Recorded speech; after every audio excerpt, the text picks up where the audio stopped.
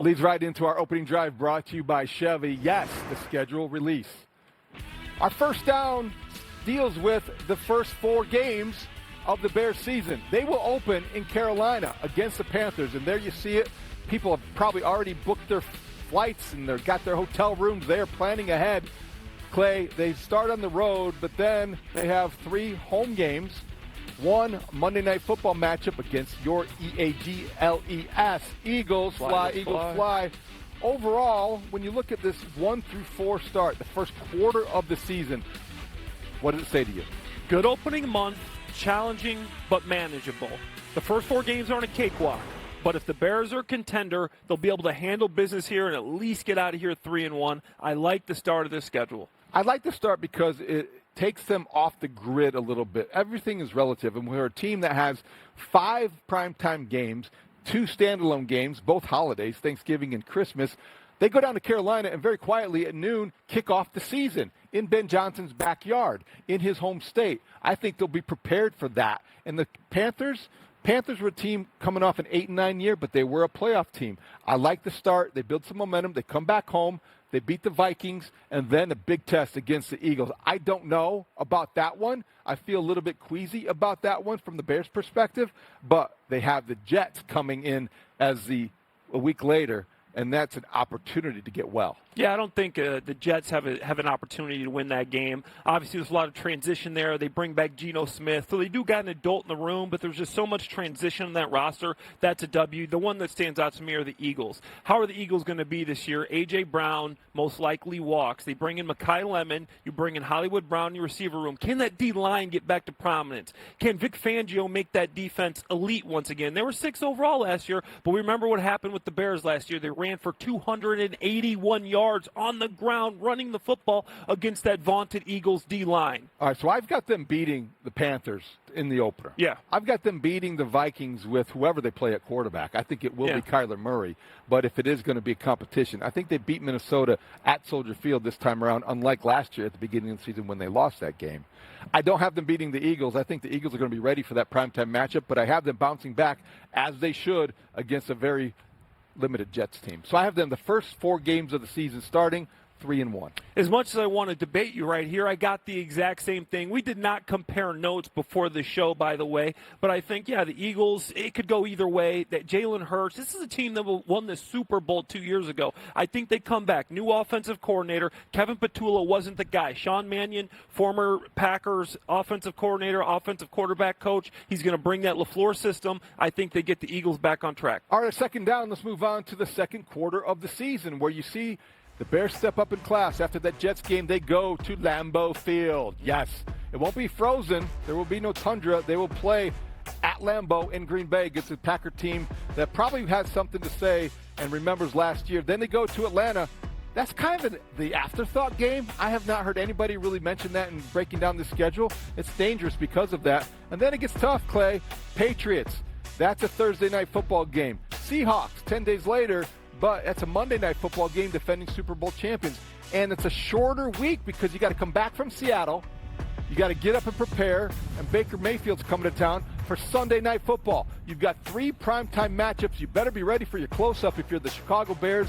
This is, to me, the definitive stretch of the schedule in the season. We will know after this 5-game stretch just exactly what Bears team we're looking at in 2026. Yeah, I think you split with the Packers. I think the Bears win at home. Packers win at Lambeau.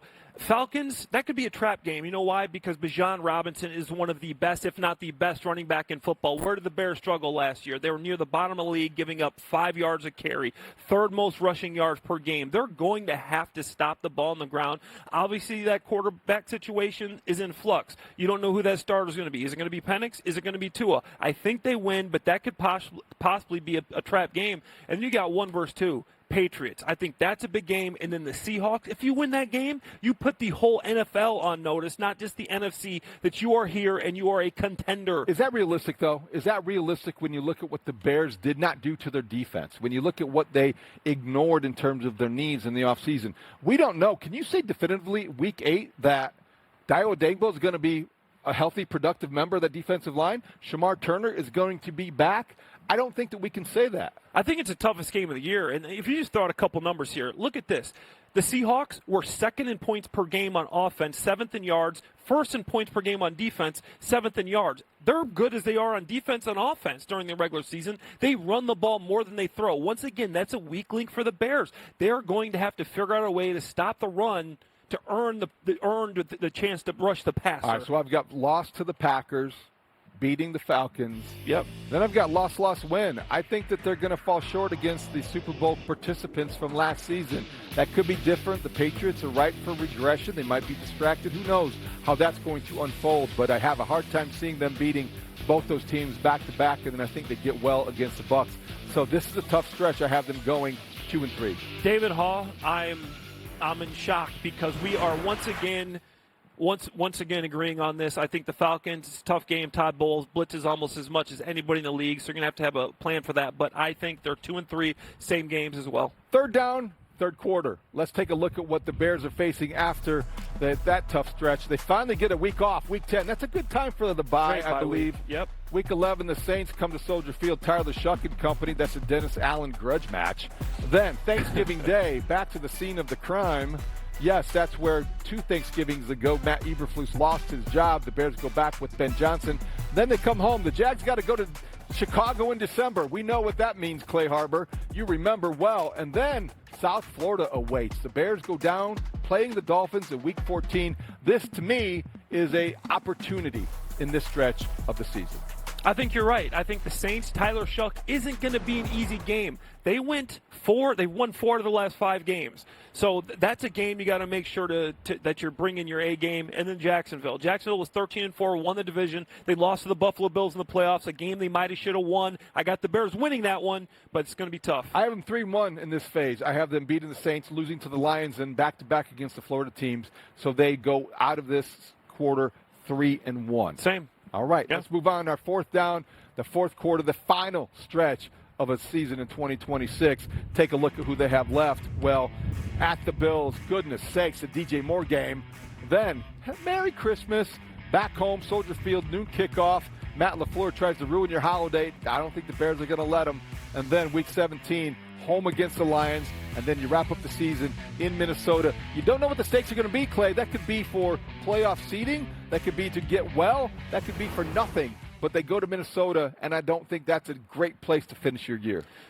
In Minnesota, you don't want to have the division up for grabs there because Minnesota, what they do is they create chaos with 2 words. Brian Flores. Yeah. He's able to create situations on defense that just confuse an offense. I played against him. That's how old he is. I remember trying to game plan for this guy. You don't know who you're blocking. He's moving these guys around. It's just a tough place to play. So I think that Packers game and that Lions game are going to decide the division. Those are 3 tough games back to back to back. I don't think the Bears defense can stop Josh Allen, let alone DJ Moore. I think they go to Buffalo and lose that game.